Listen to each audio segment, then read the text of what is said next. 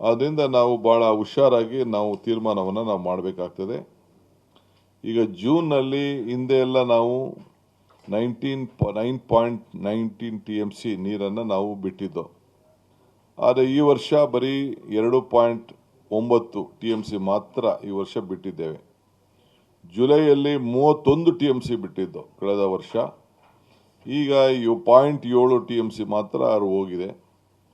ಈಗ 40 TMC ನಾವು ಈ ವರ್ಷ ಬಿಡಬೇಕಾಗಿತ್ತು ಜುಲೈನಲ್ಲಿ. ಅದನ್ನು 40 TMC ಬದಲು ಬರೀ 3.6 TMC ಇದಕ್ಕೆ ಮಾಡಿದೆ. ಇಲ್ಲಿವರೆಗೂ ನಾವು ಯಾವ ಡ್ಯಾಮ್ನಿಂದ ಕೂಡ ಬಿಡುಗಡೆ ನಾವು ಮಾಡಿರಲಿಲ್ಲ.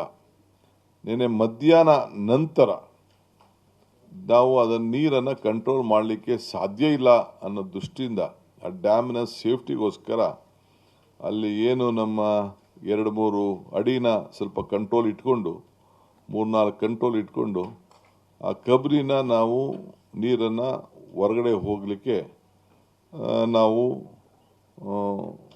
ಅನುವು ಮಾಡಿಕೊಟ್ಟಿದ್ದೇವೆ, ಆದೇಶ ಕೊಟ್ಟಿದ್ದೇವೆ. ಸೊ ಇವತ್ತು ಕಬಿನಿಲಿ ಈಗಾಗಲೇ ಫುಲ್ ಇದೆ, ಅದು ಕೂಡ ತಮಗೆಲ್ಲ ಗೊತ್ತಿದೆ.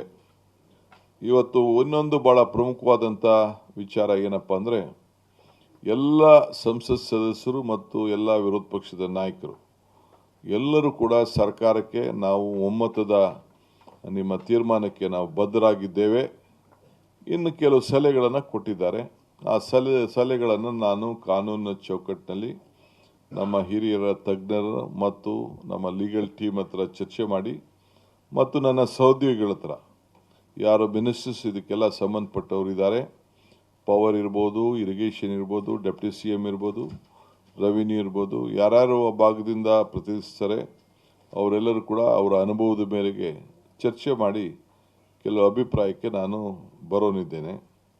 ಇನ್ನೊಂದು ಕೆಲವರೆಲ್ಲ ಪ್ರತಿಭಟನೆಗಳು ಕೂಡ ಇಲ್ಲೆಲ್ಲ ಮಾಡ್ಕೊಂಡು ಬರ್ತಾ ಇದ್ದಾರೆ.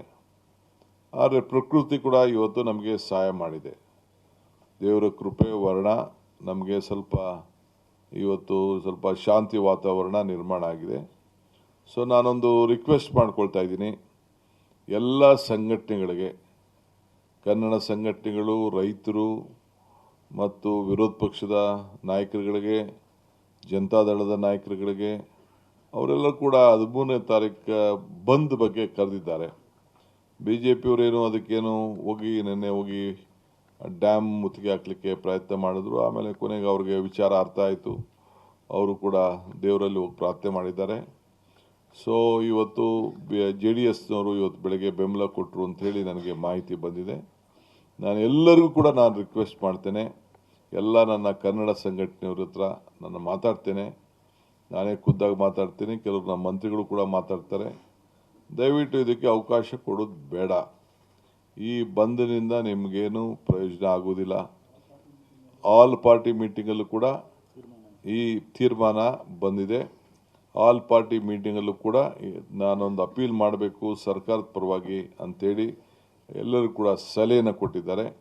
ಆ ಸಲಹೆ ಮೇರೆಗೆ ನಾನು ಎಲ್ಲರೂ ಕೂಡ ನಿಮಗೆ ಬಂದಿಂದ, ಏಕೆಂದರೆ ನಾವು ಏನು ಪ್ರಯೋಜನ ಆಗೋದಿಲ್ಲ.